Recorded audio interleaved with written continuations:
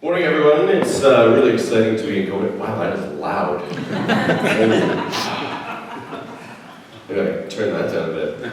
Usually when I go to these sessions, I don't even use a mic. I see if people can hear me at the back and then skip it because I don't like being behind a podium. I feel contained. So I'm from Canada, and it's really exciting to be here. We got in last night and sampled many of your fine bars in the city. I plan to sample many more over the next 3 days. We are, just a little bit of background on Accessible IT, we're dedicated PDF accessibility service provider. We manually remediate more PDFs every day than anyone else, as far as we know on the planet. It's something that we focused on and dedicated ourselves to, so it's really exciting to be in another city and talking about PDF accessibility. What I really want to get at, is it dead? Oh no, I think the battery's dead. Is it really? Let's try again. Yeah, totally. Well, that's annoying. Can I use that one? I guess I should have checked batteries beforehand. Oh, this one's mine. Yeah, I need this. Sorry, should have tested that one.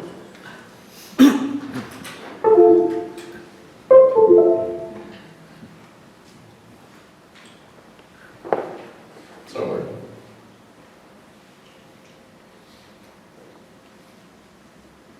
There we go. So I come from a place in the world where accessibility is a law. And in fact, one of the really cool things about where we live is that since 2005, since 2010, when this law was finally put into action, the province of Ontario decided that all content, all buildings, all jobs, everything had to be made available to all Ontarians. It is the most comprehensive piece of legislation in the world when it comes to accessibility. For every single PDF, if you do not make it accessible or website, you can be fined up to $100,000 per day, per file. And it's lobbied on the individual who wrote it. It's really funny. Nobody's actually been sued for that much or fined that much, but it was changing the way that we looked at accessibility, and it wasn't something that was nice to do. It was something that we had to do. We had to do it as an entire province, and this legislation has now gone, or has been looked at across the country in Canada as a cornerstone of how to make accessibility part of our day-to-day. If you employ more than 50 people in the province, as an organization, even a private organization, you must comply with this law. It meant that for the vast majority of employers, government, schools, universities, everyone had to be looking at accessibility. The challenge with this is that most people don't know how to actually make things accessible. This room is filled with some of the world's leading experts in it, and as many conferences that I go to, the number of consultants has increased vastly in the province. The challenge with that is a lot of people talk about knowing how to make things accessible without actually understanding the underpinnings of it, and how do we interact with end users to make sure that it's not just accessible from a technical compliance standpoint, but also usable. And that's a big gap, and there is a difference. So when we're looking at this, we even have a battle in Ontario as to whether content should be PDF or HTML. There's a big fight. And a lot of it has to do with people misunderstanding PDF and PDF accessibility and thinking that A, it's really easy, you can just hit a button and make things accessible. And especially in 2010, that just wasn't the case. There's still manual interaction that needs to be done.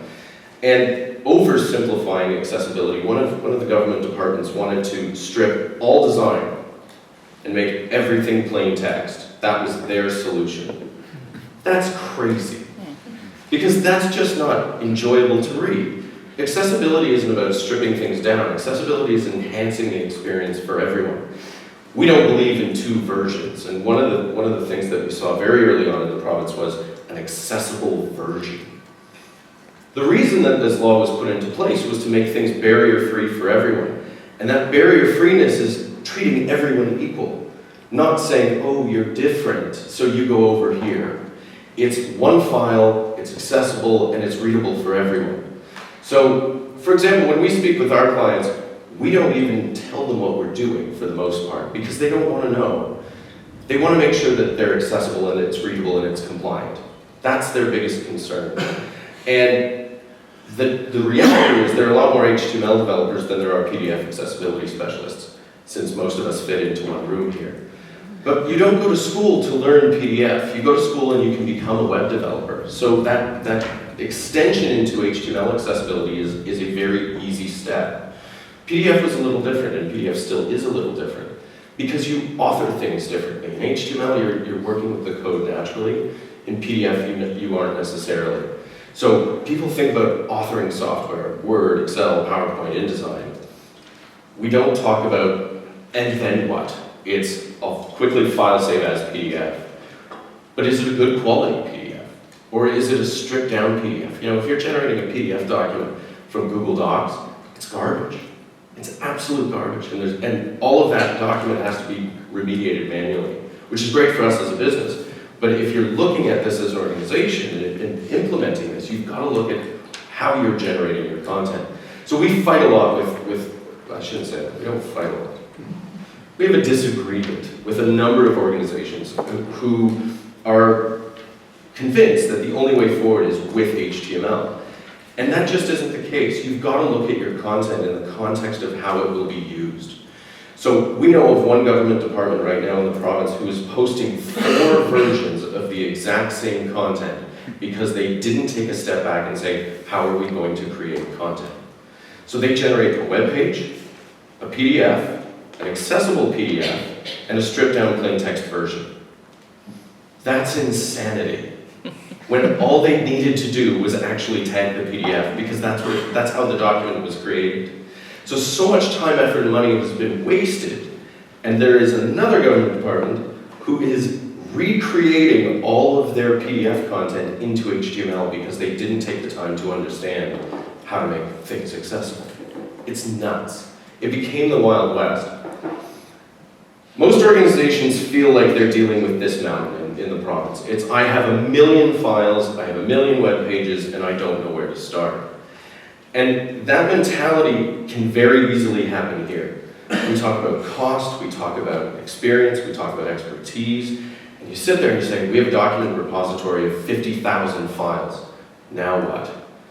And instead of tackling the problem at the source, which is start with one file. At the end of the day, it starts with one file. Organizations got a sense of paralysis and just said, well, we won't do anything.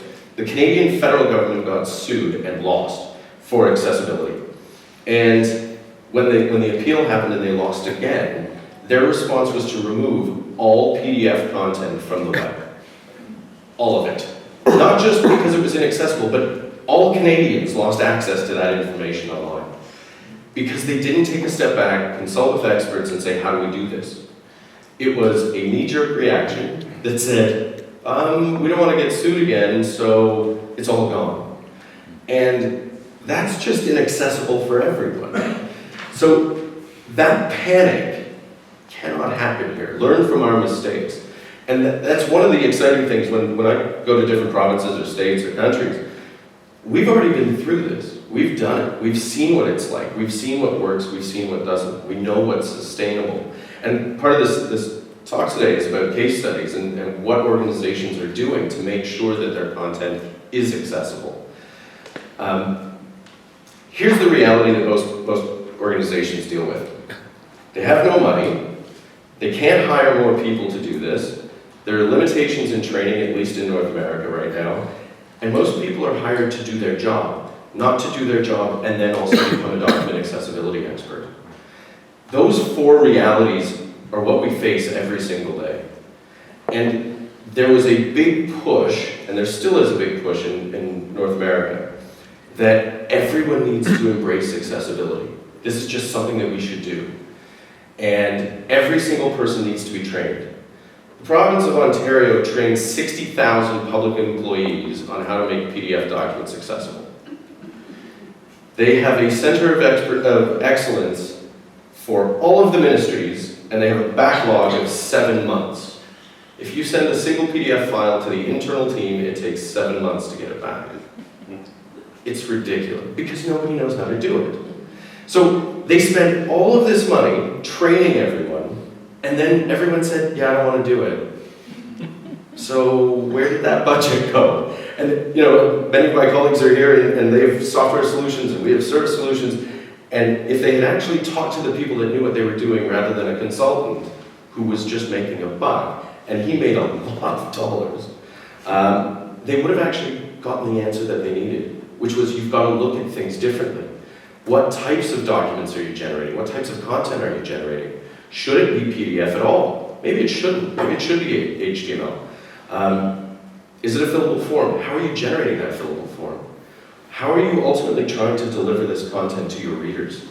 Is it high volume content? Is it one-off documents? Is it design? Are you outsourcing it to other suppliers? How far up the chain do you go to mandate this accessibility? One of the other challenges that we see is that companies will tell their consultants to make it accessible, and their consultants are then charging them time and money to learn how to make things accessible. They're saying they know how to do it because accessibility in the AODA is this big buzzword in the province. But they don't. And then they try, they fail, the files are not compliant, and then ultimately they have to call someone else to tag it at the end. So instead of laying out the foundation at the beginning and understanding what their realities were, they panicked, went into it head first, and now, well, I guess this is now 5 years later, almost 6 years later, they're taking that step back and saying, maybe we need to reassess how we do this. So we are big proponents of PDF UA, as I'm sure everyone is in this room. One of the challenges that we had with the law is that the law didn't have PDF UA to rely on. At the time that it was written in 2010, the standard wasn't out. So everything related to WCAG, WCAG 2.0 rules, and people weren't asking, well today, people aren't asking for what they actually should be asking for, which is a PDF UA compliant file. It's so much easier to deal with a level playing field when you know what you're talking about. And the web accessibility specialists versus the PDF accessibility specialists really hit heads often about what people should be asking for from their procurement departments. How are you buying these services? And the procurement departments, to their defense, don't really know what they're asking for. They've been told, go out and get this. And they look at the law and it says, make sure that it's compliant with the latest in accessibility standards. But up until recently, we had a problem with branding with PDF UA, and we spent a lot of time saying, this is what you need to ask for. This is the standard that applies to PDF files. WCAG, HTML, great. Or other web technologies, PDF, ask for PDF UA. So as Denmark and the EU are looking at how do we look at making things accessible here, put the right standards in place, understand what the subject matter expertise is, and ask who the subject matter experts are about it, and ask them for their advice. Don't just ask a consultant, ask an expert. We have technical committees for a reason. We know what we're talking about. And so now the law is being every 5 years it's reviewed in the province, and PDF UA is going to be included in the provincial law for PDF documents, which we're really excited about. So 4 case studies. Good. These are stories from some of our clients, and this is what we face and help them with every day. So the Ministry of Economic Development, Trade and Employment, they've changed their name because we had another election and they change business cards every 3 months. They had a big problem. They're one of the most active, that just died? Oh, no. There we go. They're one of the most active ministries in the province because they're going out to try and bring new investment into the province. And they have one person who is responsible for all accessibility in the entire ministry. This ministry employs over 11,000 people. That's a lot of content being generated. And they all expect this one individual to make all of their PDF files accessible. Even though everyone has been trained, at the end of the day, she's the only one who knows how to do it. And she does it very well. However, she's one person. She's got 8 hours every day. So she works on an 80-20 rule. If the file is over 20 pages, it's outsourced. If it's under 20 pages, she'll do it.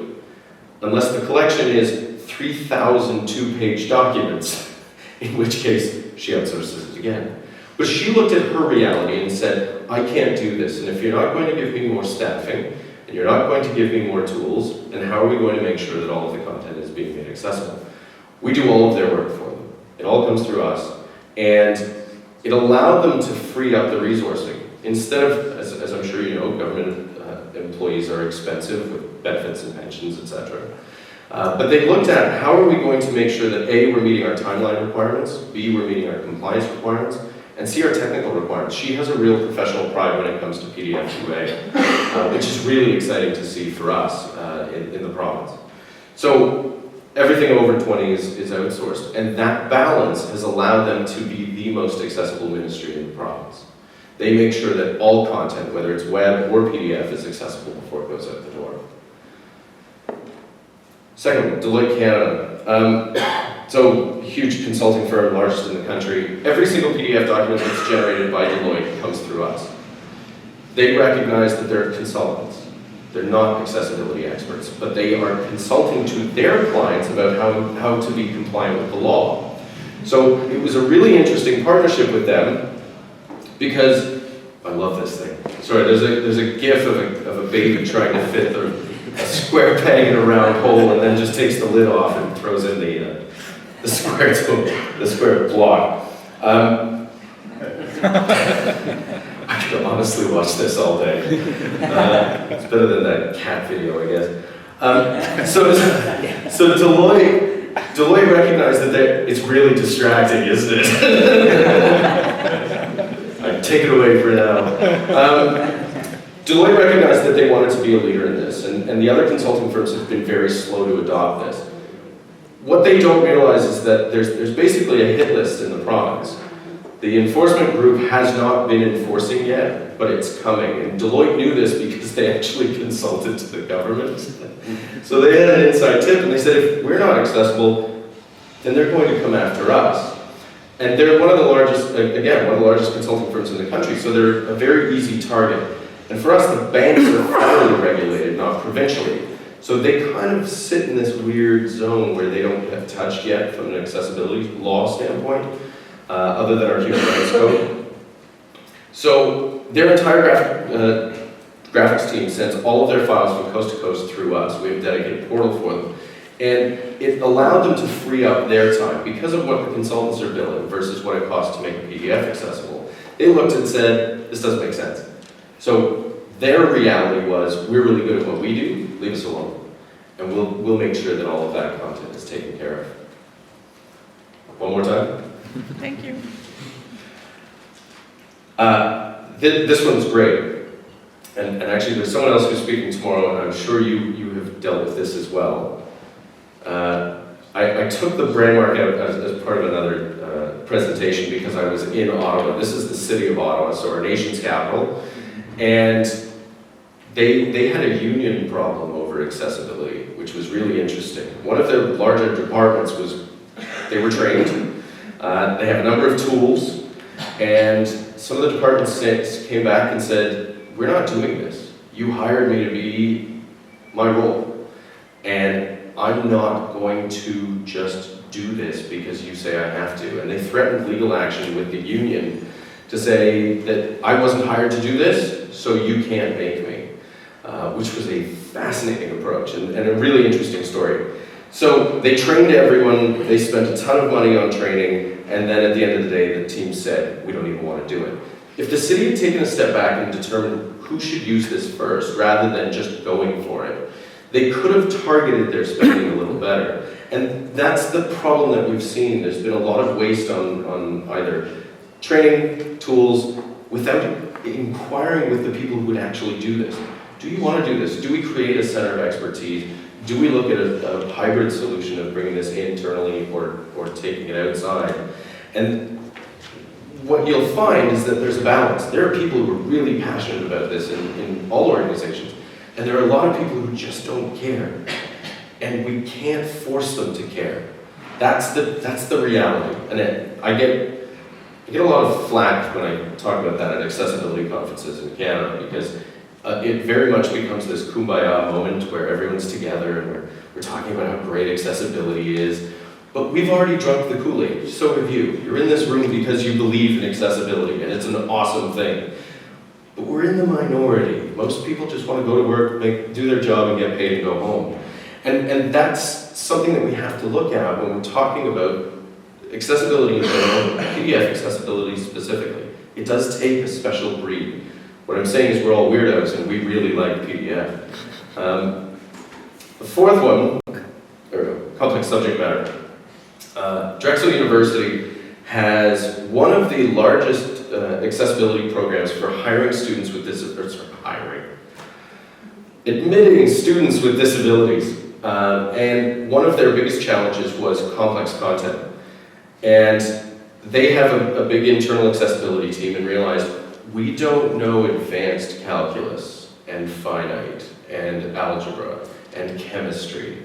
And all of a sudden, they were so overwhelmed with the complexity of a master's level student, they panicked.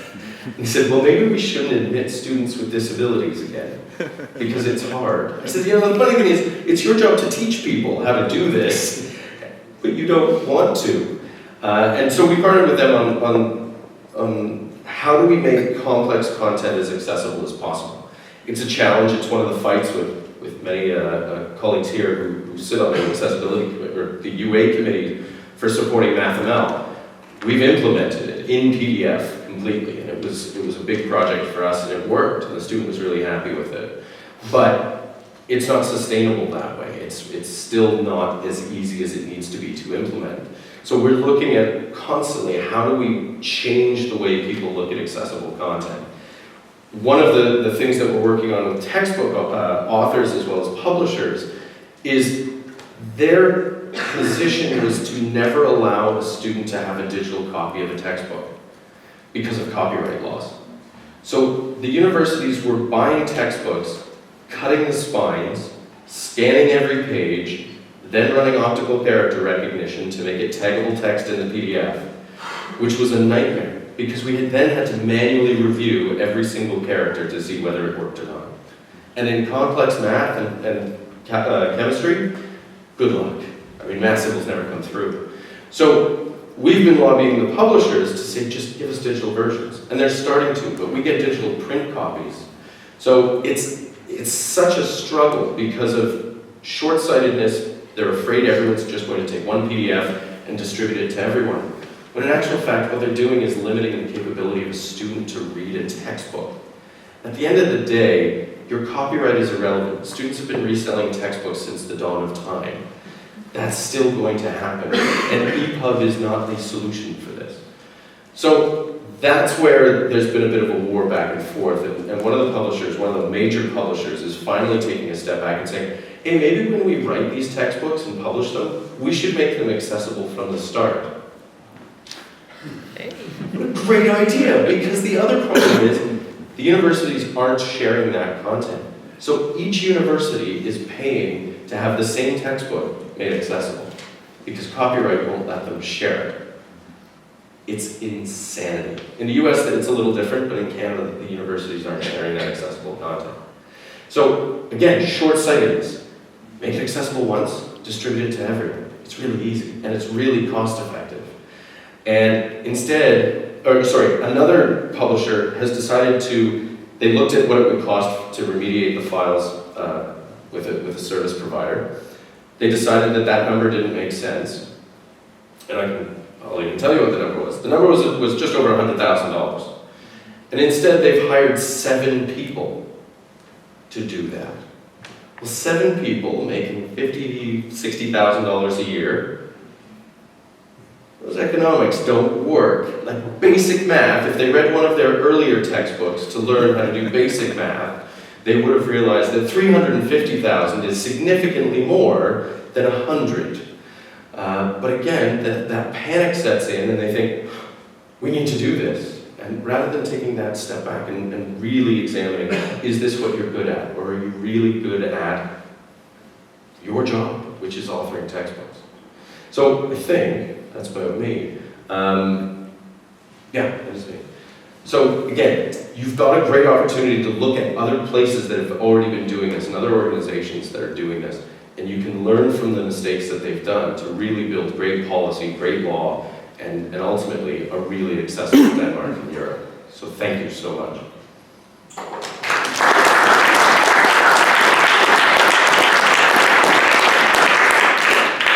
Thanks very much, Adam. My pleasure. You're going to introduce me now, Jens. I would do, but maybe you have some questions. Any questions for Adam?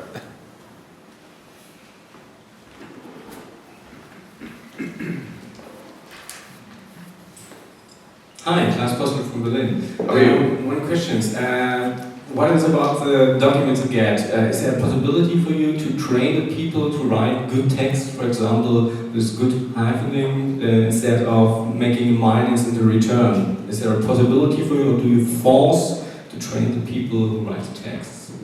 So what we'll do is we'll sit down with the client and consultant and talk about best practices for authoring. So we'll never tell you how to design the file. We'll tell you what you should do and shouldn't. You know, for German text, for example, we manually remove every single hyphen, so it's not read out. I mean, it's horrible. We've got a new tool that's going to be taking care of it. But that's a reality, and because we work internationally, knowing each of the rules for every country when it comes to those idiosyncrasies with accents and writing styles, that's where we have those conversations beforehand. And it's what do we need to make sure we're producing to give it the biggest usability factors. So we make sure that the client knows in advance that that's how they should be writing or presenting the content. But if they want to do something different, it's on us to fix it, to make it accessible. Thank you. Other questions?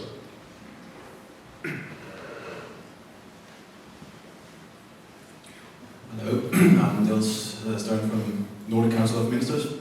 Thank you for a great, entertaining presentation. I juggle later, but yeah, well, I really like your approach on just one document, one accessible document, rather than many different documents.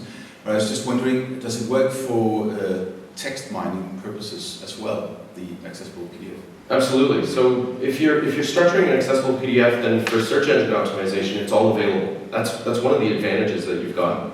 All of a sudden, that text layer comes to life, and it can be crawled. So you've got all of that available to you. Those side opportunities from accessible PDF, fantastic, and it's often overlooked. The other thing that we look at is consistency of the content. You know, we want to make sure that every single file, there's an expectation by the reader that says if they're getting a file from us, they know every single time it's going to open the same way, it's going to behave the same way, they'll be able to interact with it the same way. So that consistency is really important. It's why, you know, internally, for example, our internal training program is 6 weeks to really drill into our staff. This is how you do it. I don't care what you know before, I don't care what you'll do after, but this is our standard. And that's the expectation that we set for our customers. It has to be that way because the reader expects it to be that way. At the end of the day, we do this for the end reader. Most of our clients don't realize who their end reader is. They don't really care about it. Most of them are caring about, am I making $1 from this? Whereas the organizations look at it, the organizations who understand accessibility and put it as part of their process, understand that they can do so much more with that file now just by making it accessible. So.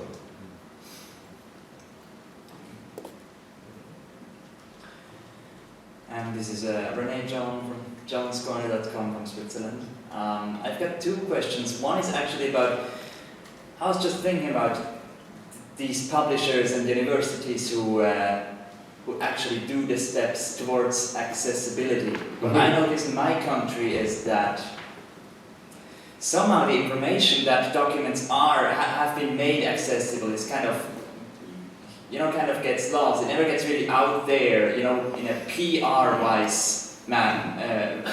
And I was wondering, is that different? And do the companies that have taken the step to provide their documents in accessible format, do they go out there and tell the public that they have been doing that, and does that create some kind of impact then? So I have 2 quick stories about that.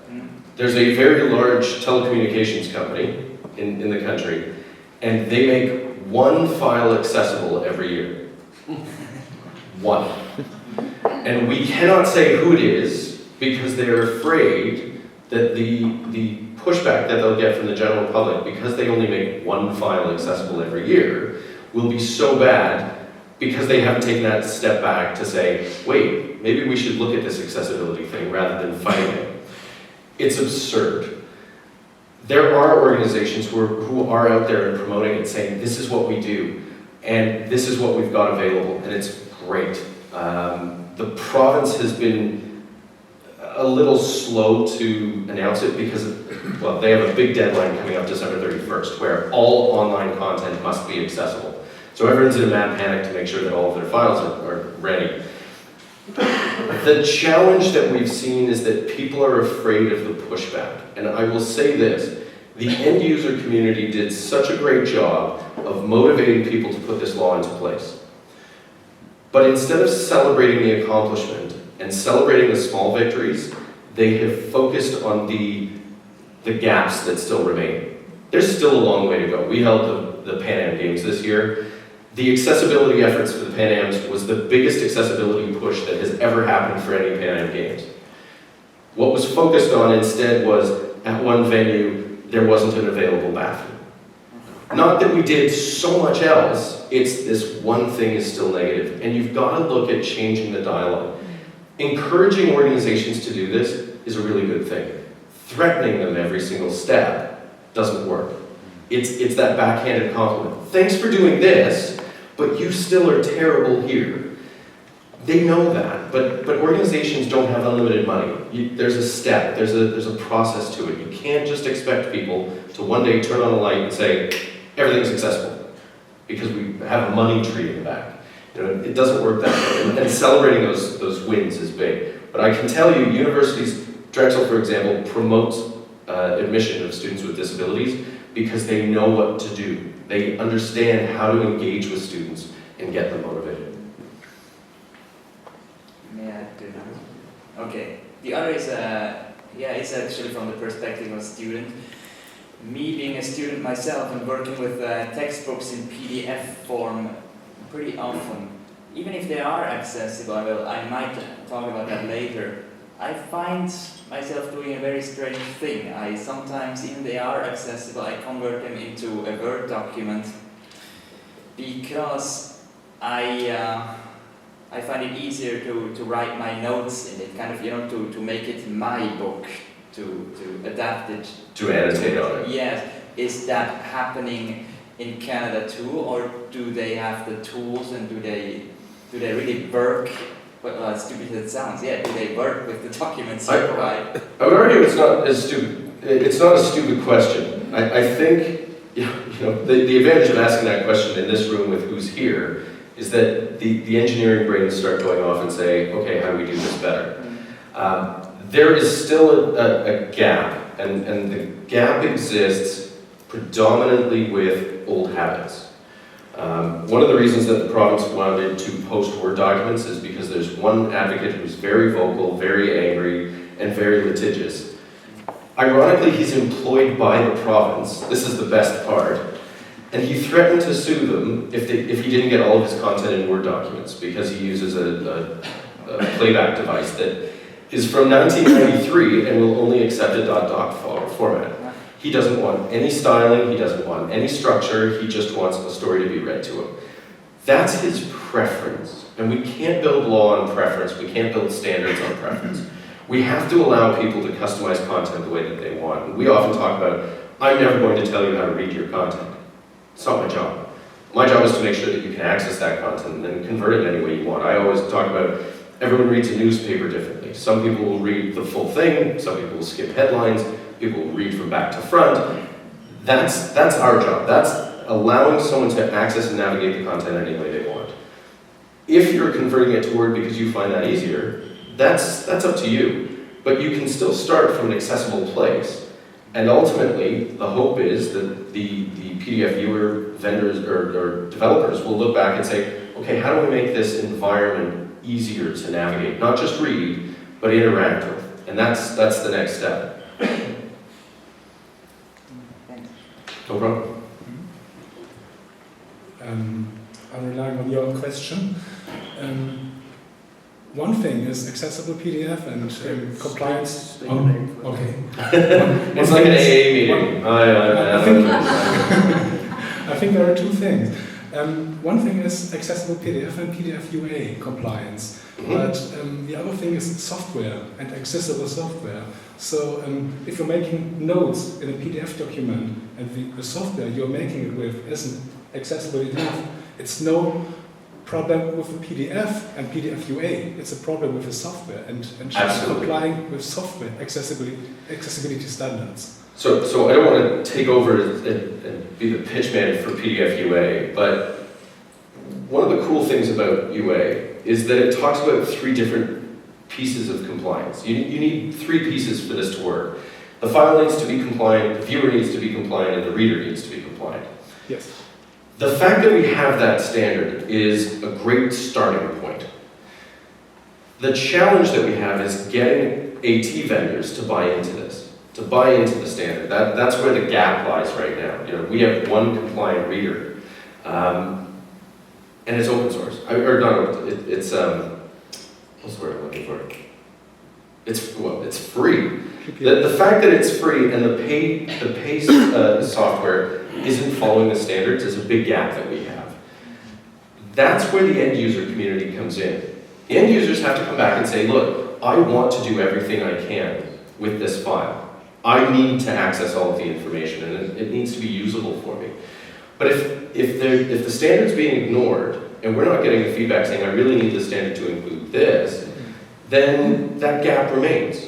And we start that infighting again about, well, I need to do this and I need to read it. We hear you, but we also have these standards for a reason, and the standards need to be utilized by as many people as possible. And that's a lot of the work that's being done at the committee level right now. It's how do we get vendors to understand they need to do this, not just in the file level, but for all of the other pieces that are associated with it.